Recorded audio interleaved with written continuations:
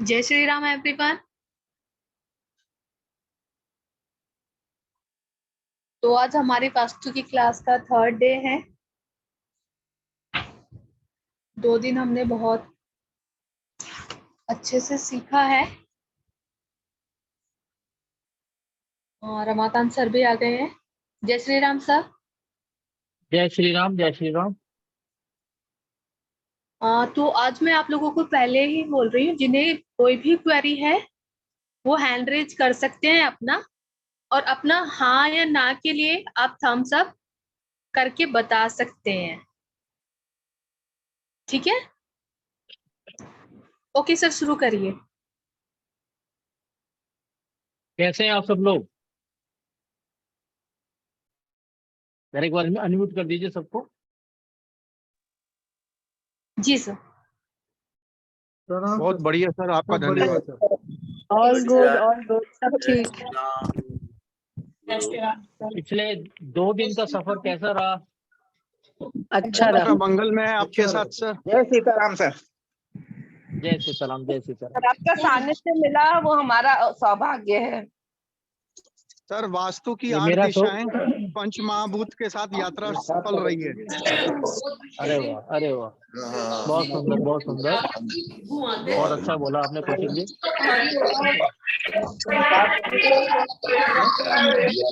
चलिए, एक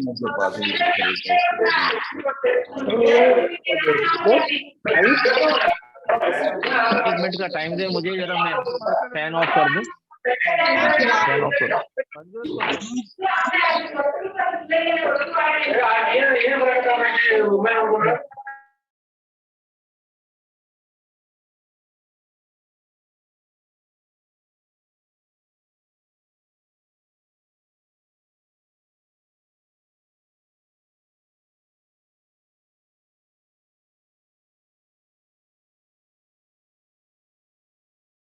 चलिए आज की क्लास शुरू करते हैं। I am audible? जी सर। चलिए, अब रेजिडेंशियल वास्तु के तरफ ध्यान केंद्रित करते हैं। जैसे ही हम किसी मेल फीमेल, किसी पशु, किसी पक्षी, किसी बिल्डिंग का जब ध्यान करते हैं, बात करते हैं, तो सबसे जो पहला स्टेप जो होता है वो क्या होता है कि उसकी जो शेप है वो हमारी आंखों के सामने आ जाती है। अगर मैंने बोला मोर, तो आपका जो सबकॉन्शियस माइंड है उसने सबसे पहले उस मोर की जो तस्वीर उसने देखी होगी वो आपकी आंखों के सामने विजिबल करा देगा। अगर मैंने किसी मेल का नाम लिया तो जो उसका बॉडी स्ट्रक्चर है वो मेरी आंखों के सामने विजिबल होना शुरू हो जाएगा। यानी कि कोई भी सब्जेक्ट, कोई भी ऑब्जेक्ट जिसके बारे में हम बात करते हैं वो हमारी आंखों के सामने हमारा सबकॉन्शियस माइंड लाके रख देता है और हम उसी के द्वारा उस चीज को पहचानते हैं। अगर हमारा सबकॉन्शियस माइंड काम नहीं करेगा तो हम उन चीजों को पहचान नहीं पाएंगे। और एक चीज का और ध्यान रखिए कि हम जो कुछ भी करते हैं वो सब आनंद के लिए करते हैं, प्लेजर के लिए करते हैं। अगर आनंद नहीं होगा तो काम नहीं होगा। तो हमारे पास 2 माइंड है, एक कॉन्शियस माइंड है, एक सबकॉन्शियस माइंड है। कॉन्शियस माइंड के लिए हम अपनी इंद्रियों का इस्तेमाल करते हैं। जो हमें दिखता है वो हमारा कॉन्शियस माइंड ग्रहण कर लेता है, और बाकी के लिए हमारा सबकॉन्शियस माइंड काम करता है और ये करोड़ों मील का सफर चंद सेकंडों में पूरा कर लेता है।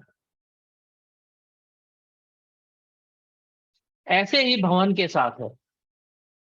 जैसे ही आप भवन का नाम लेंगे तो आपके सामने एक पिक्चर आएगी।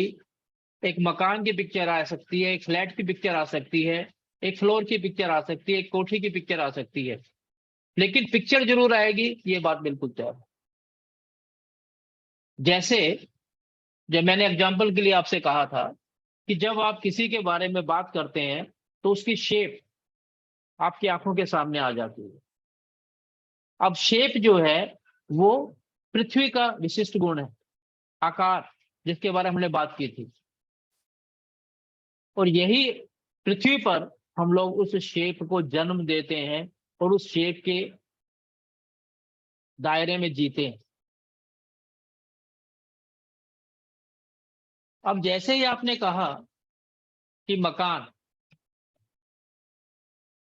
तो सबसे पहले आपके दिमाग में क्या आया? जरा लोगों को अनम्यूट कर दीजिए ताकि वो बता पाए कि मकान के बारे में या भवन के बारे में या बिल्डिंग के बारे में उनके दिमाग में क्या आता है। जी सर, प्लीज जिसे बताना है वो हैंड रेज कर दे।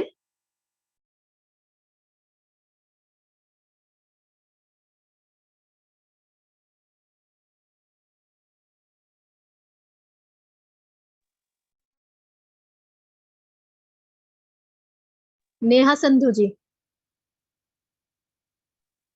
हेलो सर, हेलो आवाज मैम, आ बताएं। रही है? हाँ नमस्कार सर बिल्कुल, जी। You are audible. नमस्कार। सर, इससे हमें अपना घर ही सबसे पहले दिखाई दे रहा है जहाँ पे हम रह रहे हैं। बेसिकली किसी बिल्डिंग से या भवन से, मतलब सबसे पहले अपना घर ही दिखाई देता है। चलिए, दूसरा हैंड किसने रेज किया, जरा उनसे ले लीजिए।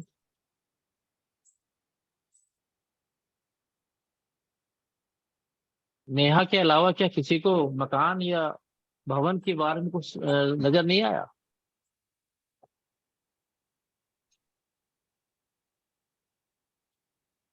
मानव जैन जी।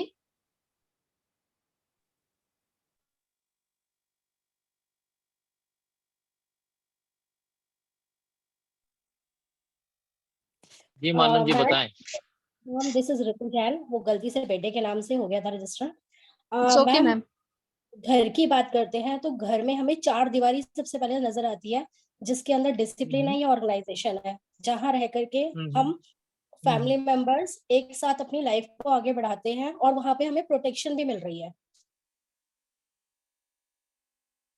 आप सभी लोग जो जवाब दे रहे हैं अपने हिसाब से बिल्कुल सही जवाब दे रहे हैं, लेकिन अगर आपने हमारा कल का क्लास अटेंड किया होगा तो उसमें मैंने आपसे कहा था कि 5 तत्व हैं और 5 तत्व में लास्ट में हमने पृथ्वी तत्व की बात की थी, अर्थ एलिमेंट की बात की थी। जब अर्थ एलिमेंट की बात की थी तो उसमें मैंने आपसे कहा था कि अर्थ के पास जो है, जो पहले 4 तत्व हैं उनके गुण हैं और उसका अपना जो विशिष्ट गुण है वो है आकार, शेप। तो जब भी आप इस पृथ्वी पे बने हुए किसी भी जीव को देखते हैं, किसी भवन को देखते हैं, किसी प्राणी मात्र को देखते हैं, तो सबसे पहले उसका जो आकार है वो आपके दिमाग में, जहन में आता है। अब आकार जब जहन में आता है तो उस आकार में क्या जहन में आता है, मैं सिर्फ ये जानना चाहता हूं। जैसे मैंने एग्जाम्पल दे के आप सभी लोगों को समझाया भी था कि अगर मैं किसी मेल के बारे में बात करूं या किसी फीमेल के बारे में बात करूं या मैं किसी पक्षी के बारे में बात करूं या किसी जानवर के बारे में बात करूं, तो सबसे पहले उसकी शेप मेरे आंखों के सामने आती है या नहीं आती है?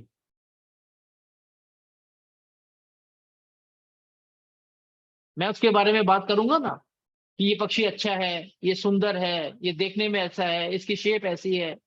तो क्या भवन के बारे में जब आप सोचते हैं या विचारते हैं तो उसकी शेप के बारे में आपका ध्यान जाता है या नहीं जाता है?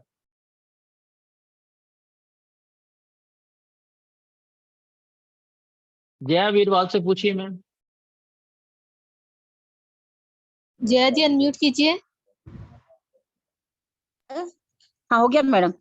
जी। सर, जब भी कोई मकान देखते हैं ना, सबसे पहले उसका बाहरी शेप तो दिखता ही दिखता है, लेकिन सबसे पहले उसका मतलब ये ख्याल भी आता है कि ये मैप बना है तो इसका नक्शा कैसा होगा, इसके अंदर में क्या फैसिलिटी, मतलब जो घर बना है ना तो अंदर का पोर्शन कैसा होगा और कहाँ क्या चीज होगी, ये ख्याल आने के बाद में उस ख्याल से पहले वो उसका मैप तैयार करना पड़ता है। और मैप का तैयार हर मकान में अलग अलग बनता है, तो वो याद सबसे पहले आता है। जया जी, मेरे प्रश्न को आपने ध्यान से सुना नहीं। मैं बार बार एग्जांपल देके आपको समझाने की कोशिश कर रहा हूं कि जब हमने एलिमेंट्स की बात की थी तो एलिमेंट्स में लास्ट में हमने अर्थ एलिमेंट की बात की थी, और अर्थ एलिमेंट के अंदर मैंने आपको समझाया था कि जब भी आप पांचों तत्वों की बात करते हैं और जो लास्ट वाला तत्व एलिमेंट जो आपके मूलाधार चक्र से भी जुड़ा हुआ है, तो उसके अंदर जो उसका विशिष्ट गुण है वो है उसका आकार, शेप।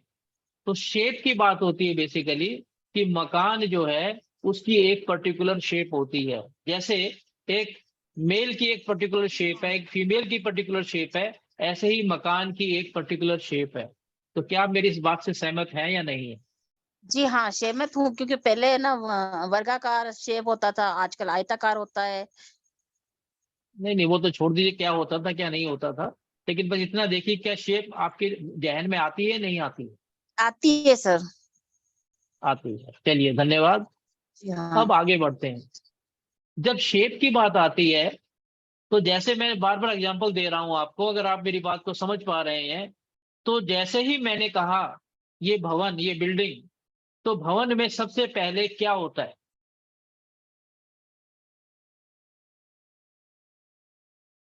जैसे ही भवन या बिल्डिंग का नाम लेते हैं तो वहां सबसे पहले क्या होता है? किसी भी घर में सबसे पहले क्या होता है?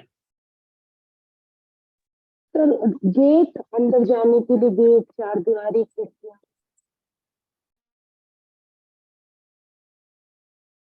घर में जाने के लिए सबसे पहले जो है, जब शेप की बात करते हैं तो उसका प्रवेश द्वार होता है, उसकी एंट्रेंस होती है। हर घर में एक एंट्रेंस 100% होगी, अदरवाइज वो घर नहीं हो सकता।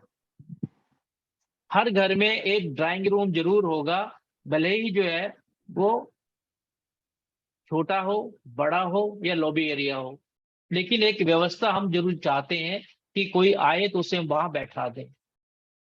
हर घर में एक किचन का स्पेस जरूर होगा ताकि हम अपनी दैनिक जीवनचर्या को चलाने के लिए वहां कुछ भोजन पका के खा सकें। हर घर के अंदर एक बेडरूम जरूर होगा, बेडरूम के साथ में एक अटैच या वैसे बिना टॉयलेट जरूर होगा, और हो सकता है कि 2 बेडरूम हो सकता है कि स्टडी रूम हो सकता है कि एक स्टोर हो, लेकिन ऐसा कुछ हर भवन में होगा। क्या ऐसा है या नहीं है? अनम्यूट कर दीजिए सबको।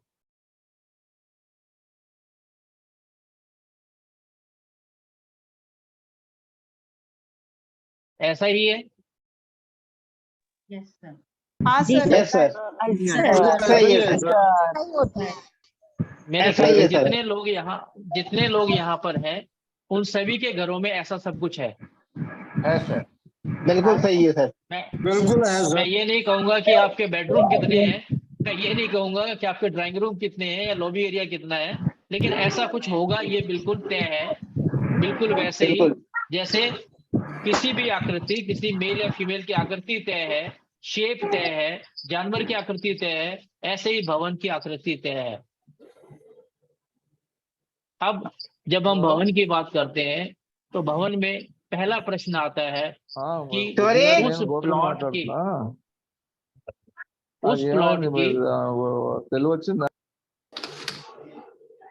उस प्लॉट की फेसिंग क्या है, उस फ्लैट की फेसिंग क्या है, उसे आप कैसे डिटरमाइन करते हैं? प्लॉट की फेसिंग जो है उसे आप कैसे डिटरमाइन करते हैं? फ्लैट की फेसिंग को आप कैसे पहचानते हैं? किसी के पास कोई जवाब? सर प्लॉट की फेसिंग को सूर्य की दिशा को देख के पहचानते हैं। चलिए, और कैसे जानते हैं? सर उसके प्लॉट के ब्रह्म स्थल से बाहर देखते हुए सामने कितना अंश, कितने डिग्री आ रहा है, तो उससे हम लोग बहुत एक्यूरेसी निकाल सकते हैं। तो उसके हिसाब से ही हम प्रवेश द्वार और बाकी देवताओं का विचार कर सकते हैं। उसके लिए हम कंपास ले सकते हैं। पुराने जमाने में शंकु शोधन होता था, या सूर्य की स्थिति कितने बजे है। बिल्कुल सही जवाब है आपका। सबसे पहले जब हम किसी भी घर की फेसिंग के बारे में बात करते हैं तो उसके लिए आज के टाइम के हिसाब से हम सूर्य की को आधार मानकर नहीं देखते हैं, क्योंकि सूर्य का जो बेस है वो पहले के जो वास्तु था उस पर बहुत 100% लागू होता था, लेकिन आजकल जो है फ्लैट्स ऐसे बन गए हैं कि वहां से सूर्य को एग्जैक्ट विजुलाइज करना ही मुश्किल है। तो इसलिए हम क्या करते हैं, कंपास का इस्तेमाल करते हैं। और जब हम कंपास का इस्तेमाल करते हैं तब हम अपने हाथ में लेकर या किसी ब्रह्म स्थान में रख करके उस कंपास को, उस डिग्री को विजुलाइज करते हैं, और तब हम बता पाते हैं कि ये आपकी इस प्लॉट की फेसिंग नॉर्थ है, साउथ है, ईस्ट है, वेस्ट है, या और कोई डायरेक्शन। ये बात समझ में आ रही है आप लोगों को? हाँ जी। अब यहाँ पर प्रश्न ये है कि मैं एक सिंपल एग्जांपल लेता हूं कि आप किसी भी घर के अंदर, किसी भी प्रवेश द्वार के अंदर आप घुस गए, और घुसने के बाद आप ब्रह्म स्थान पर जाके खड़े हो गए, आपने कंपास को अपने हाथ में लिया, और मैं ये मान के चल रहा हूं कि आप जहां ब्रह्म स्थान में खड़े हैं आपके सामने जो है वो नॉर्थ दिखा रहा है। आपके सामने कंपास जो है वो नॉर्थ दिखा रहा है, तो क्या आप मुझे बता पाएंगे कि उस फ्लैट की फेसिंग क्या है?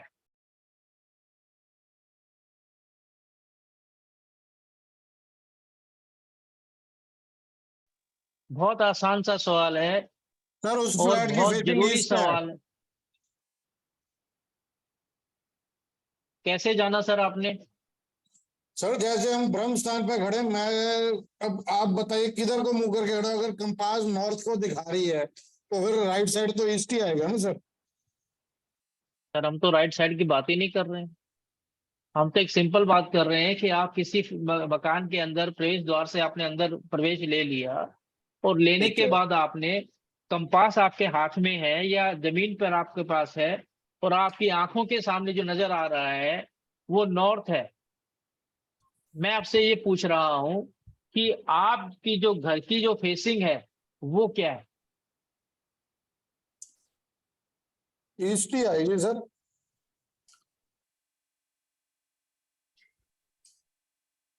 बाकी पार्टिसिपेंट जो हैंड रेज कर रहे हैं वो बताएंगे जरा।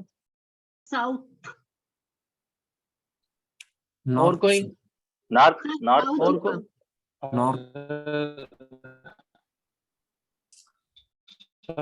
साउथ किसने बोला? साउथ नॉर्थ है तो ऑपोजिट साइड साउथ होगा। साउथ होगा, north. South, south facing.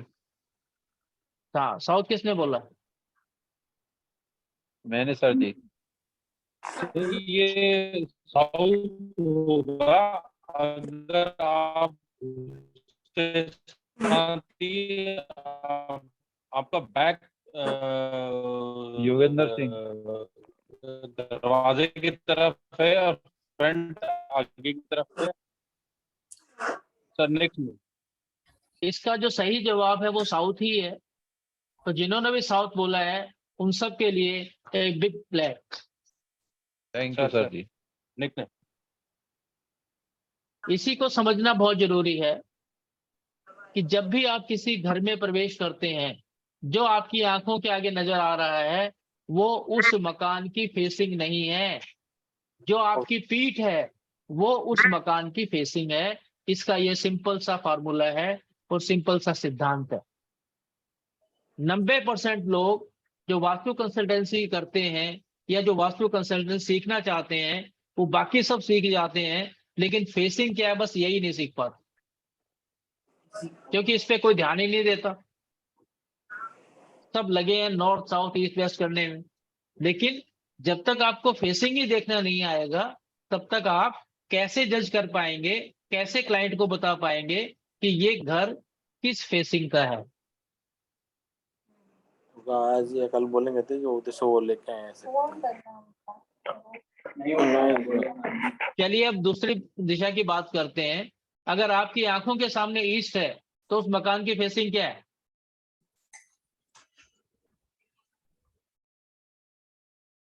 Compass से आपने देखा कि आपकी आंखों के सामने आप ब्रह्म स्थान पे खड़े हैं, और आपके आगे वाला जो पोर्शन है जहां आपकी आंखें जा सकती हैं, जैसे मैं आपको देख रहा हूं वैसे आप दीवारों को देख पा रहे हैं, घर के बाकी बेडरूम वगैरह को सबको देख पा रहे हैं, तो वहां पर ईस्ट है।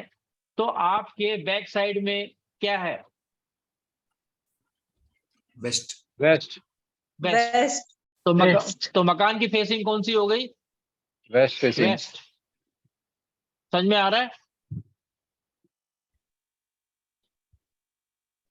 किसी को कोई डाउट, कोई शक, कोई शुभ है?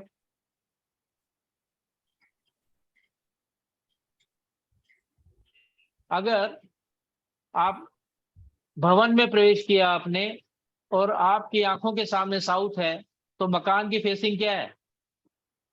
नॉर्थ। नॉर्थ। तो इसे आप दिमाग में रखें।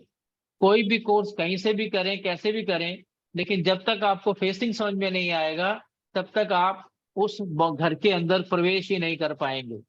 तो बाकी बातें तो बात की हैं कि इसका टॉयलेट ठीक नहीं है, इसका बेडरूम ठीक नहीं है, इसका जो क्या कहते हैं स्टडी रूम ठीक नहीं है, स्टोर ठीक नहीं है, तो ये तो बाद की बातें हैं। सबसे पहली बात है कि हम एक्यूरेट फेसिंग को पहचान लें। अब भवन की फेसिंग और भवन की एंट्रेंस, प्रवेश द्वार, दोनों में जमीन आसमान का फर्क है।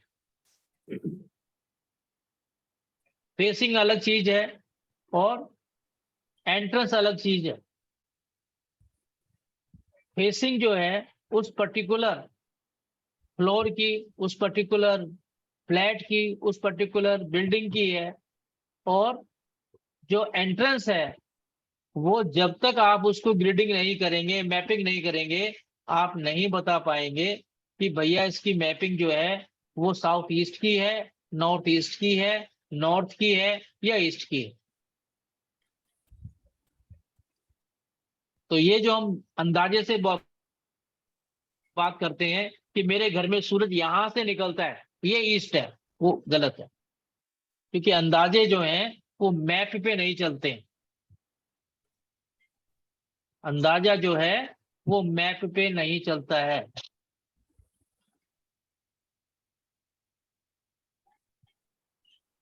तो एक चीज आप लोगों को समझ में आ गई कि फेसिंग अलग चीज है और एंट्रेंस अलग चीज है।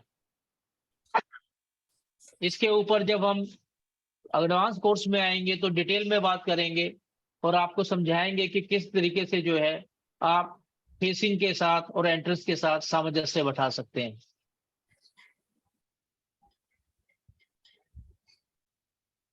एक सोने की स्थिति को लेकर के बहुत बातें होती हैं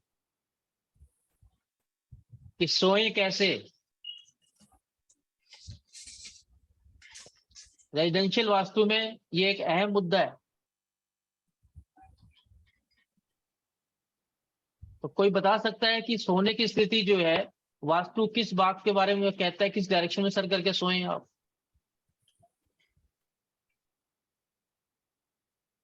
कोई आइडिया किसी को? साउथ में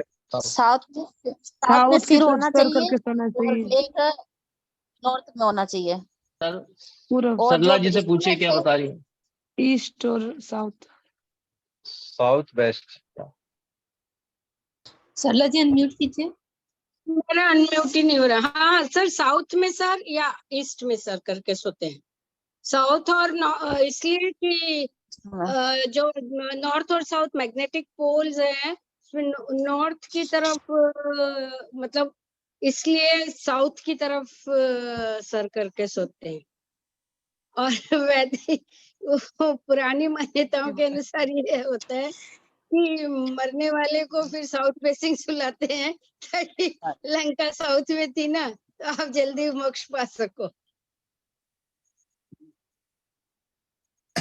कोई भी प्रश्न है उसका जब नहीं कोई भी प्रश्न हो जब उसका हम जवाब देते हैं तो जब तक हम उसके बारे में ढंग से जानते नहीं तो उसका जवाब बन नहीं पाता है। तो सरला जी ने काफी कुछ हद तक ठीक कहा और बहुत बहुत सही कहा सर कि बेसिकली जो है वो नॉर्थ और साउथ पोल की थ्योरी है। जब भी आप साउथ में सर करके सोएंगे तो वो आपको अट्रैक्ट करेगा, क्योंकि आपका सर जो है ये नॉर्थ है और जब साउथ में सर करके सोते हैं तो नॉर्थ और साउथ के बीच में अट्रैक्शन होता है। अगर आपने नॉर्थ में सर करके सोने की कोशिश की तो ये रेपेल करेगा, और जब रेपेल करेगा तो सारी रात जो है हमें बेचैनी रहेगी, हम ढंग से सो नहीं पाएंगे, हमें बुरे बुरे सपने आएंगे। तो इससे बेटर ये होता है कि हम लोग जब भी सोएं कोशिश करें साउथ में सर करके सोएं। दूसरी डायरेक्शन जो है ईस्ट है, सूर्य की तरफ सर करके सोएंगे तब भी जो है आप बेहतर नींद का आनंद ले पाएंगे और सुबह तरोताजा और स्फूर्तिमान महसूस करेंगे। कोशिश यही करें कि आप साउथ या ईस्ट में सर करके सोएं। आप लोगों ने एक चीज और देखी होगी, हम में से बहुत सारे लोगों ने कुछ मरे हुए व्यक्तियों को देखा होगा। हमारे घर परिवार में भी डेथ हुई होंगी, तो वहां पर अगर आपने नोट किया हो तो वहां पर भी साउथ और नॉर्थ पोल की थ्योरी काम करती है कि जब हम घर से लाश को निकालते हैं तब उसकी स्थिति क्या होती है, और जब उसे शमशान लेके जाते हैं तब उसकी स्थिति क्या होती है। यहाँ पर भी नॉर्थ और साउथ पोल की थ्योरी काम करती है, क्योंकि मृत्यु एक कड़वा सच है, इसलिए इस विषय में बात करने में हमें किसी परहेज नहीं करना चाहिए, और ये ज्ञान बढ़ेगा तो हमारे सभी के काम आएगा।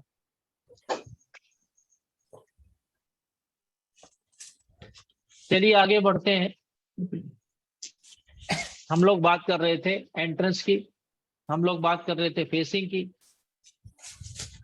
अब जैसे ही हम घर के अंदर घुसते हैं तो घुसने के बाद जो सबसे पहला मिलता है हमें, वो मिलता है ड्राइंग रूम। ऐसा है या नहीं? छोटा है बड़े की बात नहीं करूंगा, लेकिन सबसे पहले मिलता है ड्राइंग रूम। ड्राइंग रूम के लिए एक पोजीशन प्रेस्क्राइब्ड है कि किस डायरेक्शन में ड्राइंग रूम होगा तो उसका क्या रिजल्ट आएगा। वास्तु में इसके लिए टॉयलेट की पोजीशन प्रेस्क्राइब है, पाउडर रूम की पोजीशन प्रेस्क्राइब्ड है, स्टडी रूम की पोजीशन प्रेस्क्राइब्ड है। और ये सब चीजें जब आप देखते हैं तो उससे पहले आपको देखना पड़ेगा कि आप जो डायरेक्शंस हैं वो कितने डिग्रीज पे मूवमेंट लेती हैं।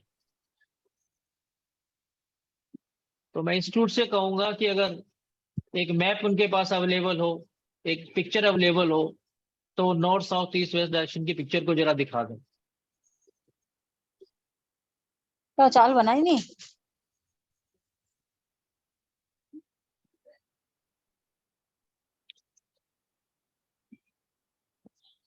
अवेलेबल है क्या मैम?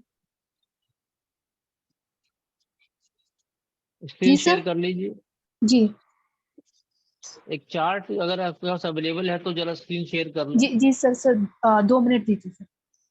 जी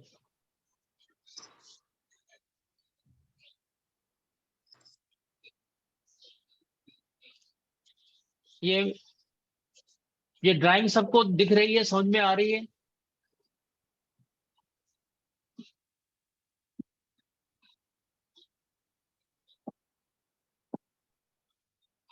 सभी के लिए विजुअल है ये? मैम पता कर लीजिए जरा एक बार। जी सर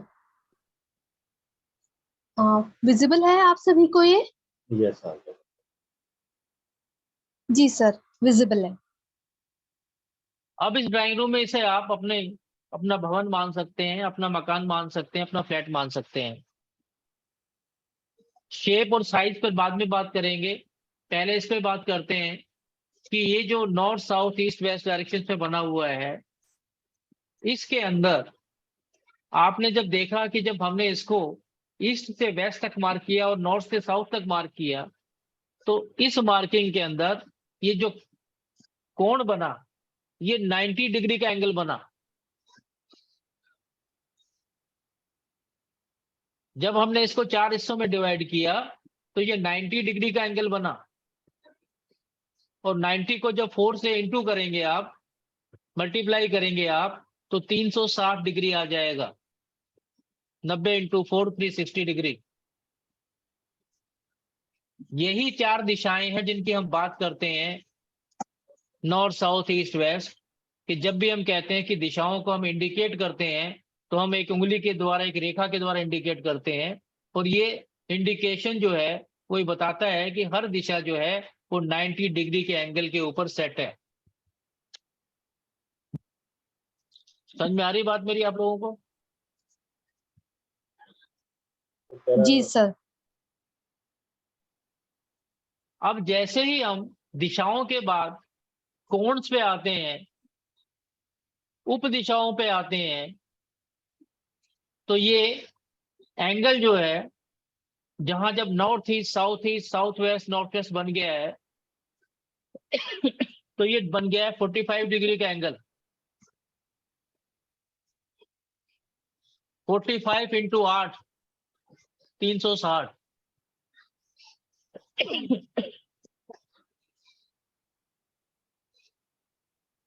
लेकिन वास्तु यहीं पे नहीं रुकता है।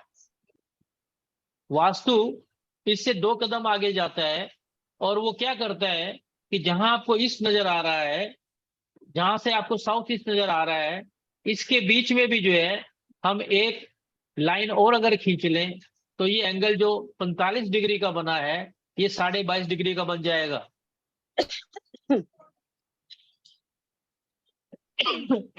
ऐसा ही ईस्ट और नॉर्थ ईस्ट के बीच में होगा, ऐसे नॉर्थ ईस्ट से नॉर्थ के बीच में होगा, ऐसे नॉर्थ से नॉर्थ वेस्ट के बीच में होगा, ऐसे नॉर्थ वेस्ट से वेस्ट के बीच में होगा, ऐसे वेस्ट से साउथ वेस्ट के बीच में होगा, और ऐसे साउथ वेस्ट से साउथ के बीच में होगा। तो वास्तु जो काम करता है वो 22.5 डिग्री के एंगल पे काम करता है। और जब हम एंट्रेंस की बात करते हैं तो हम एंट्रेंस में 11.25 डिग्री पे काम करते हैं।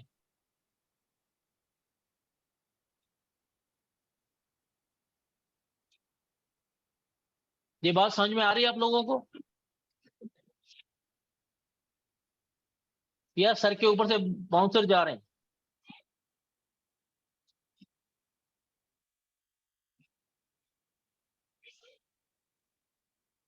जया वीरवाल ने हैंड रेज कर रखा है, उनसे पूछिए। निक ने हैंड रेज किया हुआ, उनसे पूछिए। सर ये पहले कर रखा था, लेकिन अभी आप पूछेंगे उसका जवाब दे दूंगी। नहीं, ये आपको समझ में आ रहा है ना? जी सर, ये तो बिल्कुल एंगल समझ जो में आ है रहा है। जी हाँ, जी सर, समझ में आ रहा है मुझे। और बाकी लोग जो है उन्हें समझ में आ रहा है, नहीं आ रहा था कि तभी आगे बढ़े ना, नहीं तो बाउंसर निकल जाएंगे, कोई फायदा नहीं होगा।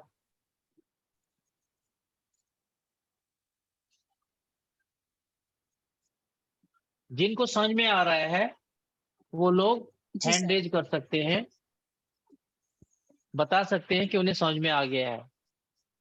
जी सर, समझ में आ रहा है। चलिए, 5 लोगों ने, 6 लोगों ने हैंड रेज किया है। 7 8 9 10 11। शाबाश।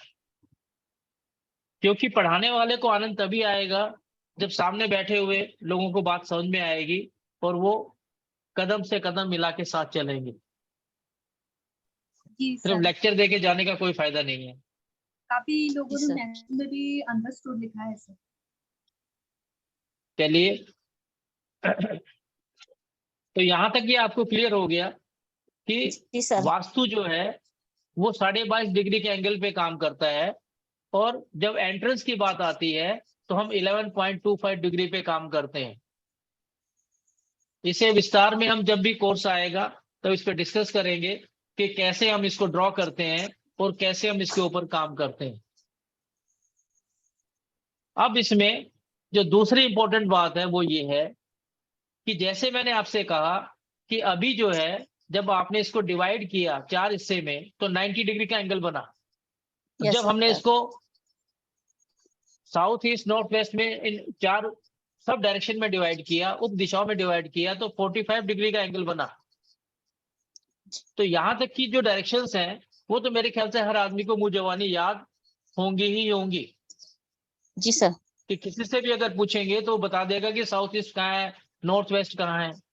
लेकिन इनके बीच में जो मैंने कहा कि जब 22.5 डिग्री का एंगल के ऊपर हम काम करते हैं तो जो डायरेक्शंस बनती हैं उसके बारे में भी अगर हम लोग जान लेंगे तो हमारे लिए आगे के कोर्स में पढ़ना और समझना आसान हो जाएगा।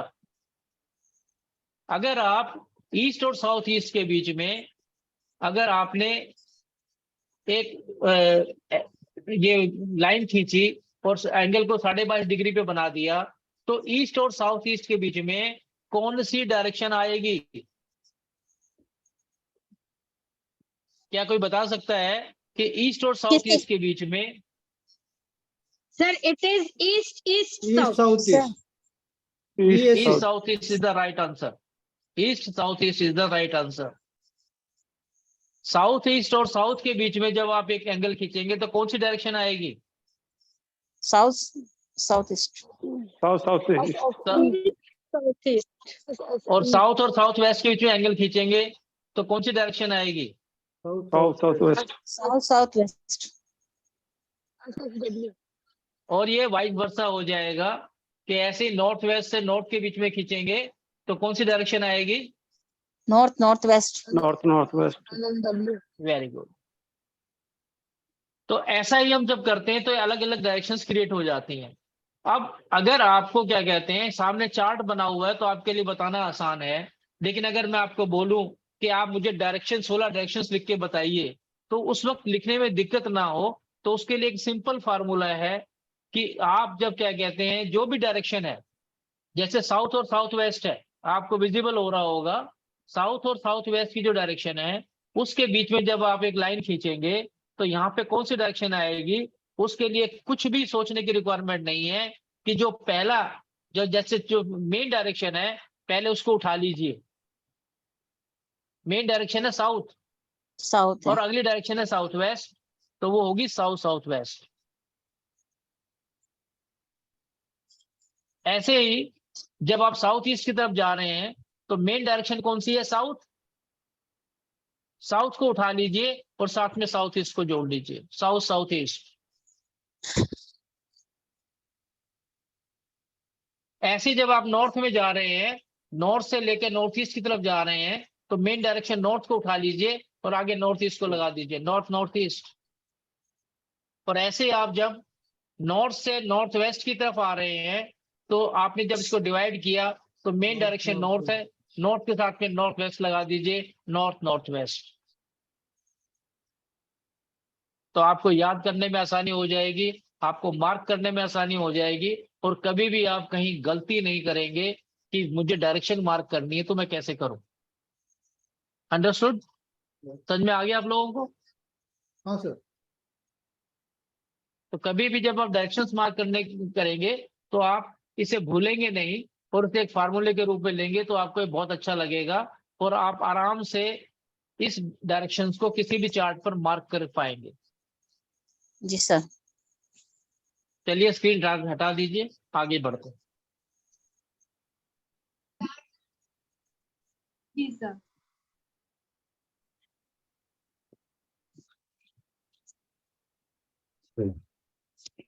घर के अंदर एंट्रेंस पे हमने बात की, फेसिंग पे हमने बात की। अब घर के अंदर जो एक मेन जो सुविधा हर आदमी के पास चाहिए, हर आदमी के पास होनी भी चाहिए और है भी, और जो वास्तु दोष का सबसे बड़ा कारण है वो है टॉयलेट। जैसे मैंने आपसे कहा था कि वास्तु के ऊपर 360 से ऊपर ग्रंथ और पुराण अवेलेबल हैं। वास्तु रत्नावली, वास्तु प्रकाश आज की डेट में सबसे ज्यादा प्रमाणित ग्रंथ है, लेकिन हम लोग ना तो उसे पढ़ पाते हैं ना पढ़ने का समय है। सर बुक का नाम वापस बताइए। वास्तु रत्नावली। और कौन सी है सर? वास्तु प्रकाश, विश्वकर्मा प्रकाश, सॉरी।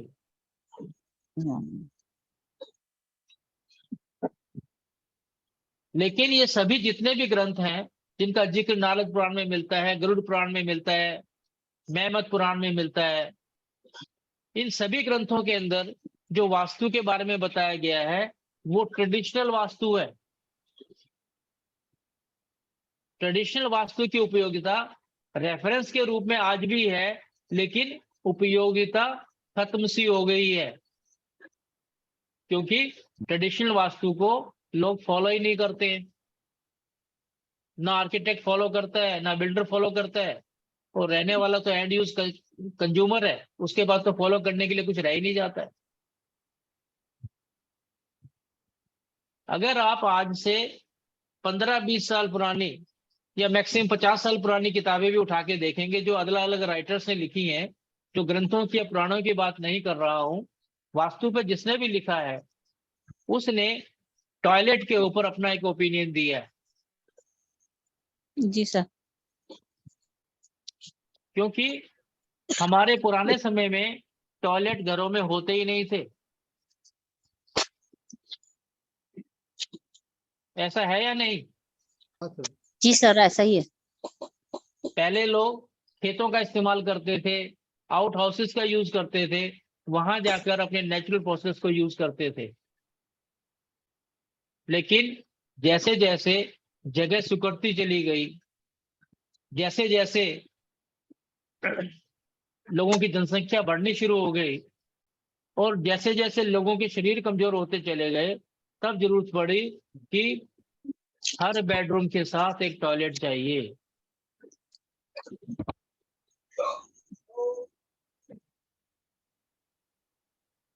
तो टॉयलेट के लिए जो बेस्ट पोजीशन, जो बेस्ट पोर्शन, जो बेस्ट डायरेक्शन अवेलेबल है आज से 50 साल पहले या 100 साल पहले की किताबों में, तो वो कौन सी है? South, south waste. मैं तो 50-100 साल पुरानी बात कर रहा हूँ। साउथ साउथ सर, 50 साल पुरानी तो खेत ही थे। हैं? खेत तो घर से दूर 1-2 किलोमीटर दूर ही जाते थे। सरला जी मुस्कुरा रही हैं।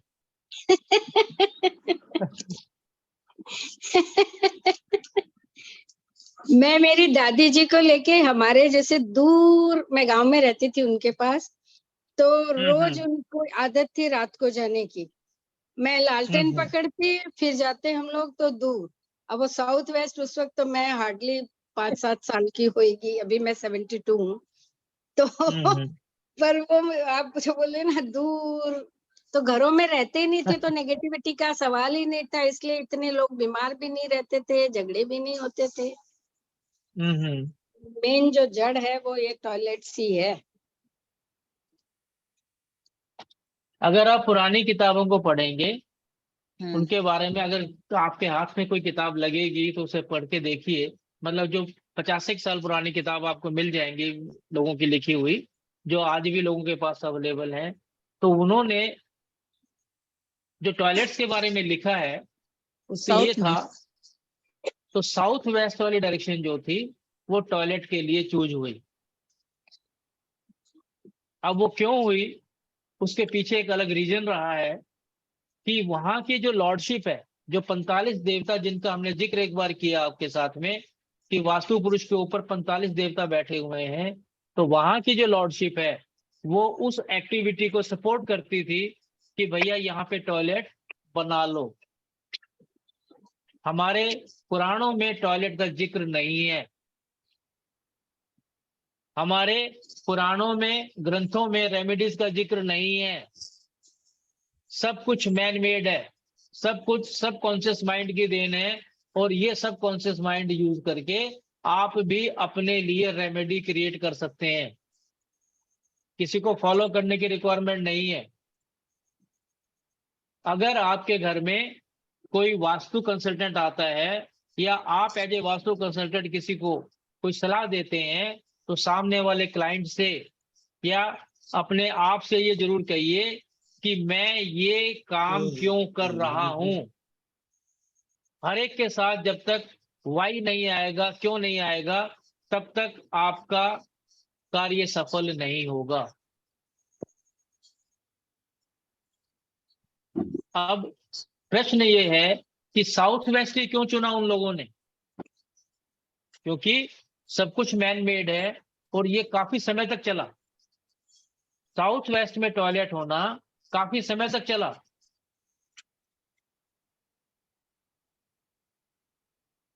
तो ऐसा क्यों हुआ कि हम लोगों ने डिसाइड किया कि टॉयलेट साउथ वेस्ट में बनाएंगे?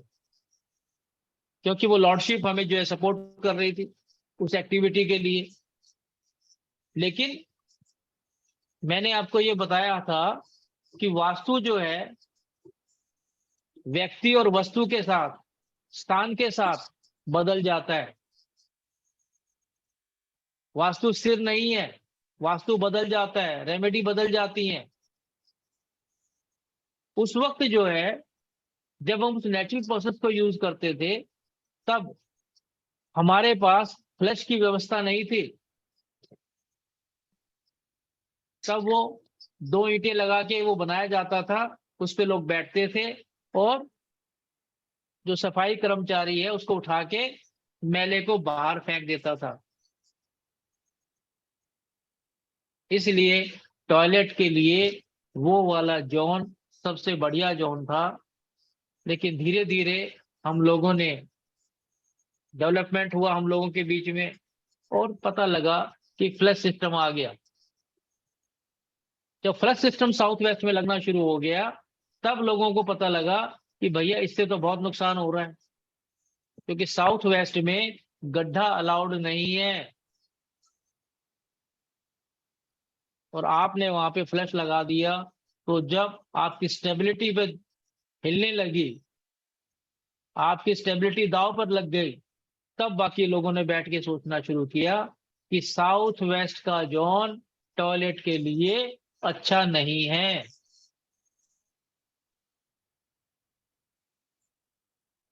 तो टॉयलेट के लिए 3 ही जोन सबसे अच्छे हैं, उसे आप नोट कर लीजिए, लिख लीजिए। East of south east, south of south west और वेस्ट ऑफ नॉर्थ वेस्ट।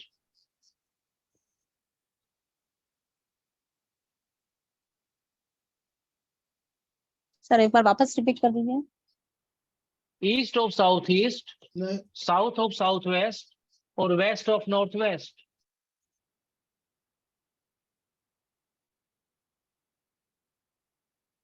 अगर आपके टॉयलेट इन पर्टिकुलर जगह पे हैं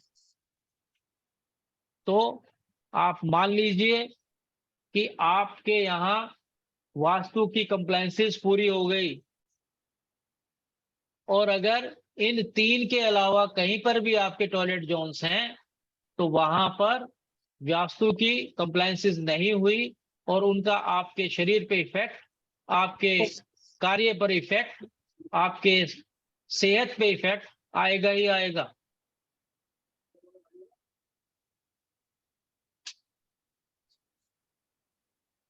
वास्तु में एक्टिविटी को देख करके स्थान को निर्धारित किया गया है कि कौन सी एक्टिविटी किस जोन को में करने से आपको अच्छा लाभ प्राप्त होगा। और एक बात और तय जान लीजिए कि वास्तु जो है, कंप्लायंसेस जो है, उसके लिए पर्याप्त स्थल चाहिए, पर्याप्त जगह चाहिए। और वही जो पर्याप्त स्थल और पर्याप्त जगह है वो आज के युग में अवेलेबल नहीं है। लोगों के पास बहुत छोटे छोटे मकान हैं, कोई 2 बेडरूम में रह रहा है। टॉयलेट्स की डायरेक्शन ध्वनि शर्मा ने बोला है कि रिपीट कर दीजिए। East of south east, south of south west, west of north west. इसीलिए पहले मैंने आपको वो चार्ट दिखाया था, स्क्रीन शेयर की थी, ताकि जब मैं आपसे बात करूं तो वो आपको समझ में आ जाए कि कौन सी डायरेक्शन की बात हो रही है और कहां पे हो रही है।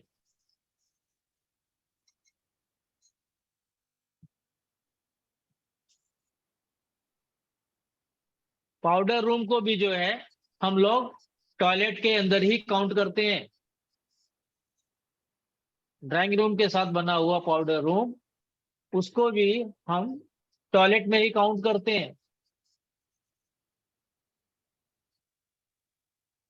कुछ घरों में जब हम किचन पे बात करेंगे तो किचन में पेंट्री जो है उसका कॉन्सेप्ट थोड़ा अलग है और किचन का कॉन्सेप्ट अलग है, लेकिन पाउडर रूम और टॉयलेट का कॉन्सेप्ट दोनों का सेम है और दोनों में सेम एक्टिविटीज होती हैं।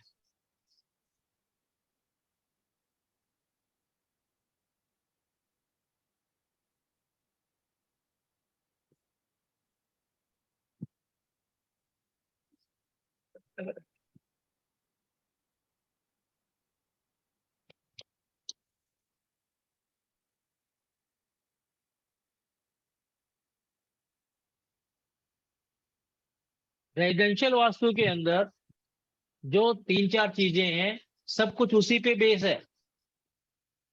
और वास्तु जो है, जैसे मैंने कहा कि व्यक्ति, वस्तु और स्थान के साथ बदल जाता है। जब हम नॉर्थ डायरेक्शन की बात करते हैं तो नॉर्थ के लिए क्या कहा जाता है कि ये हल्का होना चाहिए। नॉर्थ डायरेक्शन जो है, जो चार्ट आपने देखा था उसके बारे में कहा जाता है कि नॉर्थ जो है वो हल्का होना चाहिए। जी सर। तो प्रश्न फिर वही आता है कि क्यों हल्का होना चाहिए भाई, ऐसी क्या दिक्कत परेशानी है कि भैया इसको हल्का करो, इसको भारी करो, क्यों करें? सर क्योंकि ये जब तक ये क्यों वाटर, नहीं आएगा। हाँ बताएं बताएं मैम। जी सर, नॉर्थ में है ना वाटर और एयर का जोन आता है, इसलिए यह हल्का होता है। और साउथ साइड में अर्थ एलिमेंट के कारण उधर भारी होता है। आपका जवाब कुछ हद तक सही है। मैं जो आपको बताने की कोशिश कर रहा हूं, मैं ये कह रहा हूं कि आपके पास एक 100 गज का प्लॉट है, एरिया जो 100 गज है। एक आदमी उसके पास एरिया 50 गज है जी। एक आदमी उसके पास एरिया 37 स्क्वायर यार्ड है। अब आप एज ए लेमैन, कोई वास्तु कंसल्टेंसी की बात नहीं है इसके अंदर, ये सोच के बताएं कि हमने कहा कि नॉर्थ को हल्का होना चाहिए, तो क्या 37 गज वाला आदमी नॉर्थ को हल्का कर लेगा? क्या 50 स्क्वायर यार्ड में रहने वाला आदमी नॉर्थ को हल्का कर लेगा?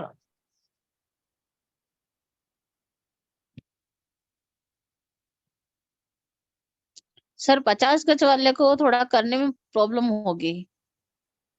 होगी ना, और 37 गज वाले को तो बहुत ही ज्यादा प्रॉब्लम होगी। जी सर।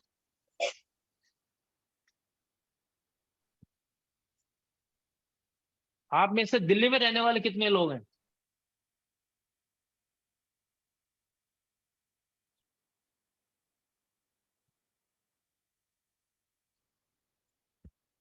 और दिल्ली में रोहिणी में रहने वाले कितने लोग हैं? है कोई?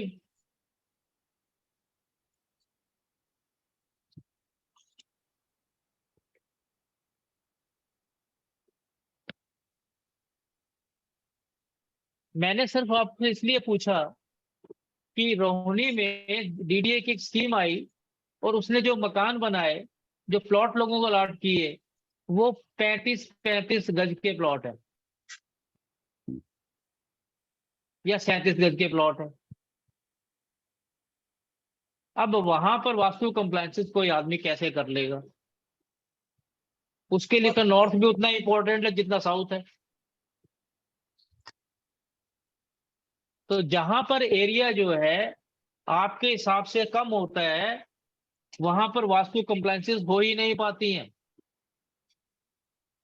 क्योंकि आपके पास तो एक 1 बेडरूम है या 2 बेडरूम है खूब जोर मार के, या 1 BHK है, तो उसमें आप कैसे कंप्लायंसेस कर लेंगे? तो वहां पर आपको सब कुछ प्रभु के हाथ में छोड़ने की आवश्यकता पड़ जाती है कि भैया जो है वो ठीक है, जैसा प्रारब्ध है वैसी जगह मिल गई, अब तो इसी में काटना है। लेकिन उसमें भी जो है आप कुछ वास्तु रेमेडीज करके अपने लिए एक सुंदर भविष्य को तैयार कर सकते हैं, क्योंकि उसको बदला तो नहीं जा सकता। जैसे ये कहा जाता है कि हम अपने पड़ोसी नहीं बदल सकते हैं, वैसे ये बात भी बिल्कुल तय है कि हमें जो स्थान उपलब्ध है उसे हम बदल नहीं सकते हैं। ये इतना आसान काम नहीं है कि आज जो है आपने मेरा एक लेक्चर सुना, मैंने कहा कि ये वास्तु कंप्लायंस नहीं है, दूसरे किसी वास्तु कंसल्टेंट ने कहा कि इसमें तो आपकी जिंदगी खत्म हो जाएगी, इसे बदल लो, तो वो हम सोचते रह जाएंगे, मुद्दतें हो जाएंगी, लेकिन वो मकान बदला नहीं जाएगा।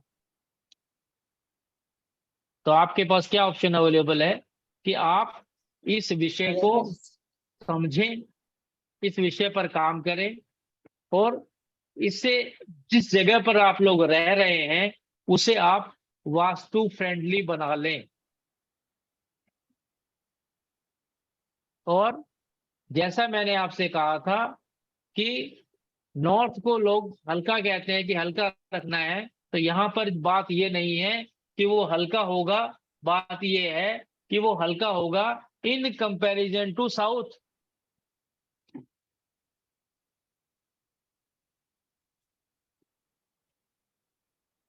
हल्का होगा इन कंपैरिजन टू साउथ। तो हल्के का मतलब ये है, ये नहीं है कि आपने वहां से सामान हटा दिया, सारा की सारा खाली कर दिया। और ये हल्का या भारी का भी जो कॉन्सेप्ट है वो सूर्य की रोशनी के हिसाब से आया है, क्योंकि सूर्य जो है, सन जो है, वो नॉर्थ डायरेक्शन में बहुत डिस्टेंस से आती है रेजेस उसकी। तो अगर वहां पर भारी निर्माण कर दोगे, अगर वहां पर जो बड़ा कुछ कर दोगे, तो वहां पर वो रेजेस नहीं पहुंचेंगी और आप उन रेजेस के प्रभाव से वंचित रह जाओगे। इसलिए इसका कॉन्सेप्ट है।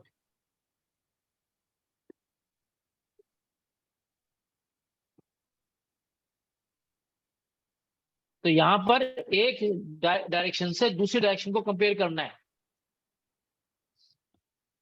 ये नहीं करना है कि किताब में लिखा है, किसी ने कहा कि हल्का कर दो, आपने हल्का करने के चक्कर में अपने घर के सारे फर्नीचर हटा दिया। आपने कहा भैया अब तो यहाँ पे हल्का करना है, तो यहाँ पे इस ढंग से रखते हैं इसे, वो पॉसिबल नहीं है। तो इस चीज का ध्यान रखिएगा।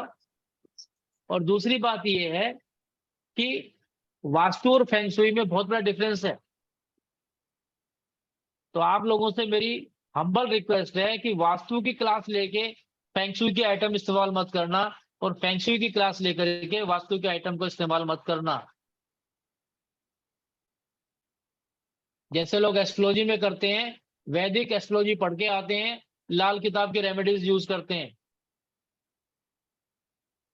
तो वो ना आदमी यहाँ का रहता है ना वहां का रहता है।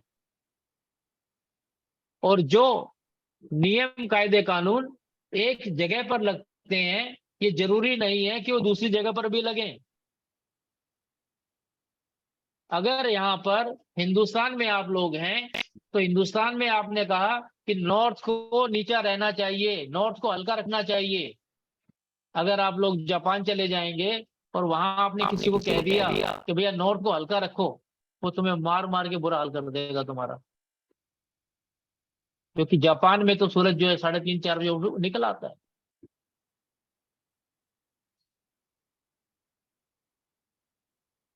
वहां पर कैसे करेंगे उसे आप? अगर वहां हल्का कर देंगे तो सूरज की रोशनी खा जाएगी। तो चलिए आज यहीं पे मैं अपनी वाणी को विराम देता हूं। मैम सभी को अनम्यूट कर दीजिए। जी सर।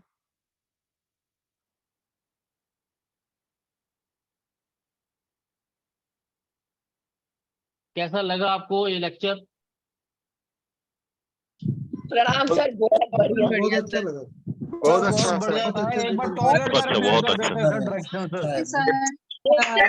बहुत बढ़िया। क्योंकि पढ़ने में आनंद आना चाहिए, बाकी चीज तो बात की। बहुत बढ़िया। सभी लोगों का बहुत बहुत धन्यवाद। राधे राधे, जय श्री कृष्ण, जय श्री राम।